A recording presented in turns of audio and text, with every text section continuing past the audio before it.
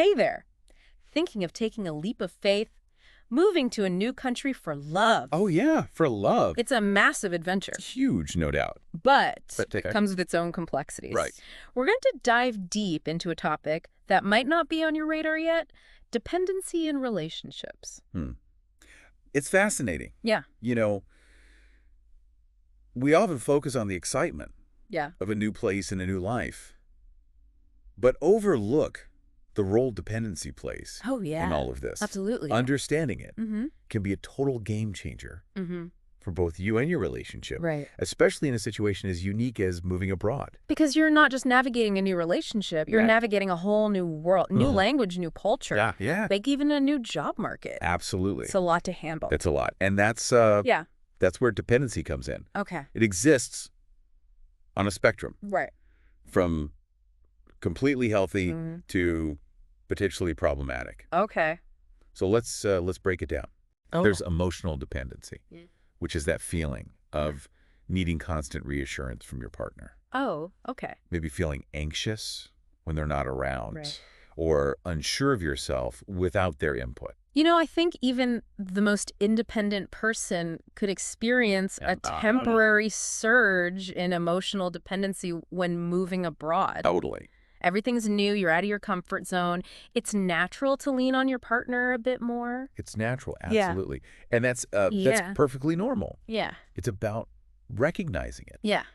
and managing it, not fearing it. Right. Then there's practical dependency, Okay. which is about relying on your partner for things like finances, housing, Yeah. or navigating daily life. That makes total sense. If you don't speak the language, your partner's going to be your go-to for ordering food, finding an apartment, Absolutely. even just understanding the public transportation system. Exactly. Now, both types of dependency Okay. can be perfectly healthy in many situations. But here's where it gets really interesting. Okay. Think about attachment styles. Right. You know, those patterns we develop Okay. in relationships based on our early experiences. Okay, so are you saying that understanding our attachment style Yes. and our partners can give us clues about potential dependency issues? Precisely. For example, someone with an Yeah. anxious attachment style might be more prone to feeling emotionally dependent Okay. in a new environment, while someone with an avoidant style Okay. might struggle with the increased need Yeah. for practical support. That makes me think about the whole interdependence idea. You Mhm. know, partners choosing to rely on each other, but still having their own Right. identities and goals. Mm-hmm. How does that fit into this whole moving abroad scenario? It's crucial.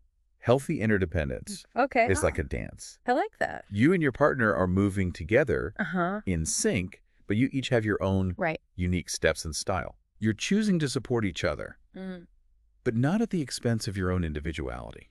So how can our listener Yeah. figure out if dependency is playing a healthy or unhealthy role in their relationship, Yeah. especially as they consider this big move? Here's a key question. Imagine yourself a year after moving. Okay. In your ideal scenario, Mm-hmm. are you relying on your partner for emotional support Okay. in healthy ways? Or are you feeling lost and overwhelmed? Okay. If it's the latter, Yeah. there might be some deeper issues to unpack. That's such a powerful visualization. It Yeah. makes it real, you know? It does. It's not just about today. It's about building a life you'll thrive in a year from now. Exactly. And if you're noticing red flags, Mm-hmm. it's time for some honest conversations with yourself and your partner. Are Right. you both excited about building a life together Yeah. in this new place? Mm-hmm. Or is fear or need to please driving the decision? Having those honest conversations is crucial, but it's just the first step. Right. Let's say you both decide to move forward. Okay. How do you practically prepare for a move Yeah. that supports both of you? One of the most practical things Mm-hmm. is to write down your aspirations. Okay. Career goals, hobbies, personal growth. Right. Then discuss how those can be nurtured Yeah. in the new environment. It's all about getting creative Mm. and finding those opportunities. Maybe there are language classes Right. to help you integrate, Mm-hmm. volunteer opportunities Mm. that align with your passions, or even remote work possibilities, Okay. so you can maintain some professional autonomy. It sounds like this move Yeah, could actually be a catalyst for personal reinvention. exactly. Exciting and maybe a bit daunting. Yeah, yeah. And remember, Yeah. pursuing your own goals Right. isn't selfish. Right. When both partners are fulfilled Mm-hmm. outside the relationship, Yeah. it creates a more vibrant, Yeah. dynamic. Like each of you is tending your own garden. I Right. love that. I love that analogy. Both of you are growing, which allows the relationship to flourish too. Beautiful, beautiful. But as you settle into Yeah. this new life, Yeah. it's important to remember Okay. that your needs and desires Right. may shift. Yeah. What felt comfortable a few months in Yeah. Yeah. might feel different later on. It's a journey, not a destination. Yeah. Right. So how do you No. keep things on track? Regular check-ins Okay. are key. Okay. Ask each other, Mm-hmm. how are you feeling about your level of independence? Right. Or are there areas where you feel overly reliant on me? Those conversations might feel a little vulnerable, Right. but they're essential Yeah. for making sure both of you feel supported. So finding that balance between togetherness Yeah. and independence is an ongoing process. Precisely. And honestly, moving to a new country Yeah. can sometimes feel like being dropped into a foreign film where you don't understand the language Right. or the plot. But hey, at least the scenery is usually amazing, right? Exactly. And think of it this way. Okay. Those challenges can actually deepen your bond Oh. as a couple. Okay. You're figuring things out together, Yeah. supporting each other Mm-hmm. through the ups and downs. Right. That shared experience Yeah. can be incredibly powerful. It makes me think about the importance of building a support system Yes. outside the relationship too. Absolutely. Combating that sense of isolation is crucial.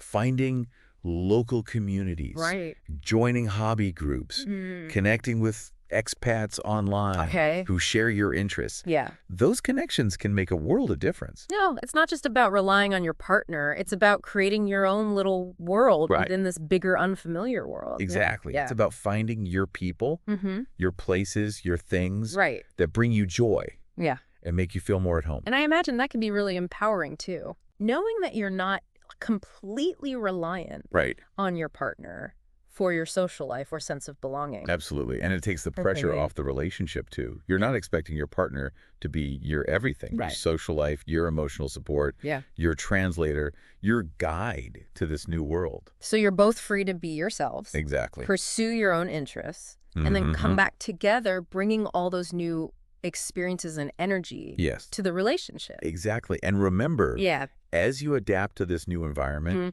and grow as individuals, Yeah. your desired level of independence might shift, too. Yeah. What felt comfortable at first Right. might change down the line. Again, it's all about honest dialogue, right? Yes. Checking in with each other Mm-hmm. about those evolving needs. Precisely. And that's how you turn Yeah. what could be a potentially stressful experience Mm-hmm. into an incredible opportunity for growth, Right. both as individuals Yeah. and as a couple. You know, it's amazing how much we've unpacked Yeah. when it comes to dependency, Right. especially in the context of moving abroad for love. Mm-hmm. We've talked about recognizing healthy and unhealthy patterns. Yeah.